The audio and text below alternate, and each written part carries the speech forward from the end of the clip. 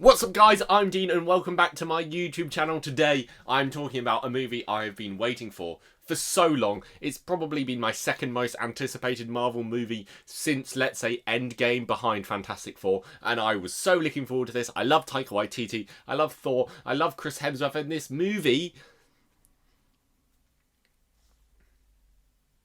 This is going to be a difficult review to film because I don't know what I think about this movie. And I don't know why I feel that way. Spoilers ahead for Thor Love and Thunder. I'm just going to be getting into full spoilers in like 5, 4, 3, 2, 1. I couldn't think of something to spoil in this movie, to be honest. Korg dies, kind of. Zeus dies, kind of. Valkyrie dies, kind of. Okay. Where to start? Let's just start talking about Thor's journey in this film. Because I like the direction they're taking this character, and I like that they gave him a big, like, philosophical issue at the start of the film and something he's been really struggling with mentally. I liked all of that, but I just didn't really like the execution of the growth of that arc. I felt like it was a bit rushed, and I felt like it didn't lead... Well, it led somewhere, but the journey there wasn't fully complete, I think. The comedy was great, but... This film was very funny. But... it struggled to turn from silly funny to big serious moment, and I can't figure out why it had such tonal whiplash in these moments, because it went in Thor Ragnarok. There's scenes like Thor and Loki are in an elevator, they're going up, they're having a real heart to heart with each other, and then it switches to Get Help, which is a good joke and a heartfelt scene, and the transition there, pish pash bosh, done. This movie doesn't pull off the comedy to emotional switch as well as that. I prefer Thor Ragnarok to Thor Love and Thunder, and that bothered me a little. I thought the action was good. I loved the colour. It was a bit too CGI and green screeny. There was no depth there. It felt like a very flatly filmed film. But it was very funny, it was enjoyable, I liked this movie. I'm complaining, I'm babbling, because I don't know what I think about this movie. I should have written a script or something, but I don't have the time for that. I don't put effort into these videos. Let's go through character by character. I've talked about Thor a little bit, let's talk about the mighty Thor, Jane Foster. I enjoyed her, I thought she did a really great job, and it's a shame it seems like she's only going to be in one movie. It works, but, you know, it's a shame. I feel like they could have explored...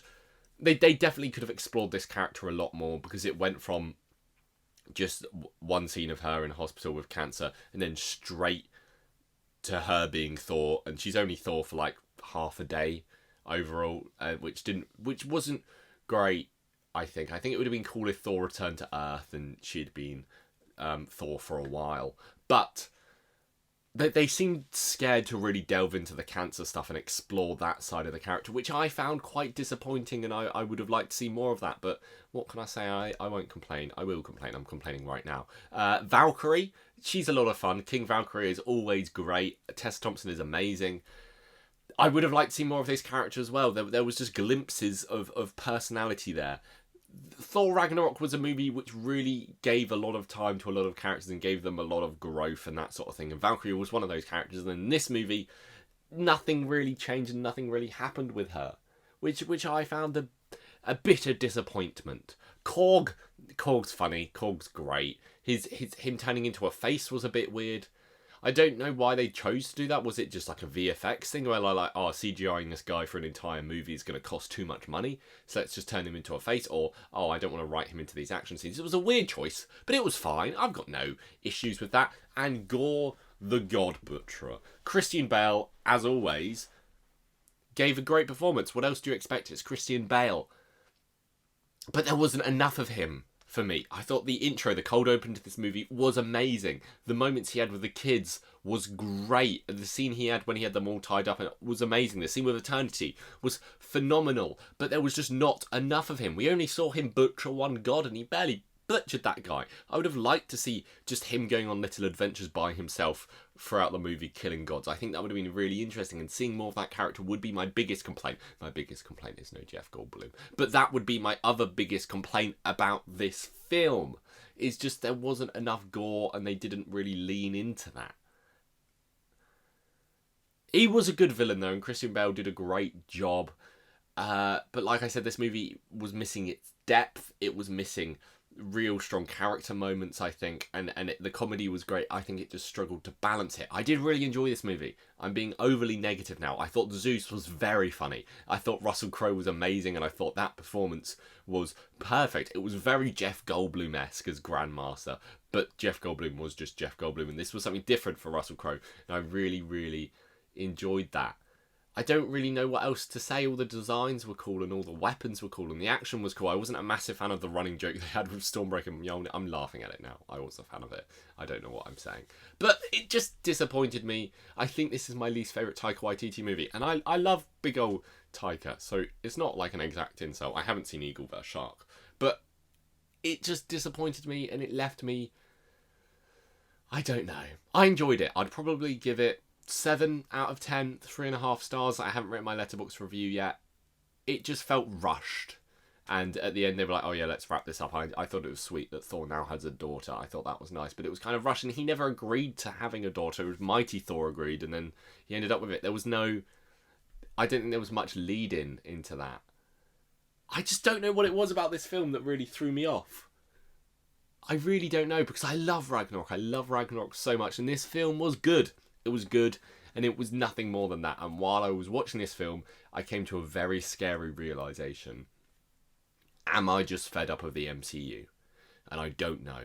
I don't know if I just wasn't a massive fan of this movie, or I'm just fed up of the MCU as a whole. Because I've been kind of feeling that when I've been watching other stuff in the MCU recently, where I'm kind of like, oh, it's all this again. And I really don't want to feel that way. I want to enjoy all these things. I want to love every movie that ever comes out. I don't want to dislike anything. And I'm just watching it and I'm like, do I need a break from the MCU? Are they pumping these out too fast? Is it all too similar? A big issue here with Thor Love and Thunder compared to Thor Ragnarok is I think they gave Taika Waititi too much free range. A producer overbearing on a director and limiting their creativity is not always a bad thing. It's kind of a complaint I have with Doctor Strange in the Multiverse of Madness as well. I think they let Sam Raimi go a bit too wild with that, and they let Taika Waititi go a bit too wild with that, and I realise what I'm saying is so dumb, because I always complain about Marvel directors, and I'm like, oh, give them more freedom to do what they want, and now Marvel are doing that, and I'm not a fan of it. Maybe I'm just fed up with these movies and I need a bit of a break, because I was kind of like in this movie, I was kind of like, do I want to watch more of these, like, all the time, constantly, every month, for the rest of my life ever? No, I don't. I'm sorry, okay? I don't want to feel this way about the MCU, but I don't even know if I feel this way about the MCU, or I just wasn't a fan of this movie and I wasn't a fan of Doctor Strange.